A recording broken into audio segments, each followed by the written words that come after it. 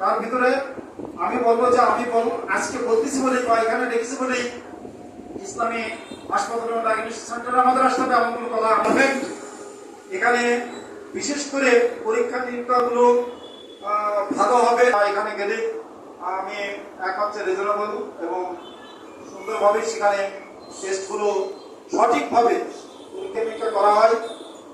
যদি এরকম আমার মন মানসিক আছে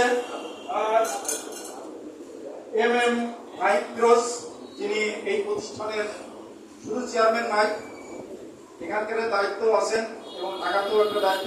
এই সমাজের মানুষকে একটু সুস্থ সুস্থ আল্লাহ তাআলা করে ব্যক্তিত্ব একজন ওসিলা লাগে। এক একজন মানুষের মাধ্যমে কিছু না কিছু সুবিধা পাওয়া যায়। সেই মানসিকতা নিয়ে তিনি আমাদের এখানে একটি হসপিটাল করেছেন। অত্যন্ত ভালোর সাথে কথা বলেছে, অত্যন্ত আন্তরিকতার সাথে তিনি আমাদের সাথে কথা বলেছেন। সময় অসময় তিনিও বলে থাকেন যে কোনো সময় কল দিলেই আমি আমার রিসিভ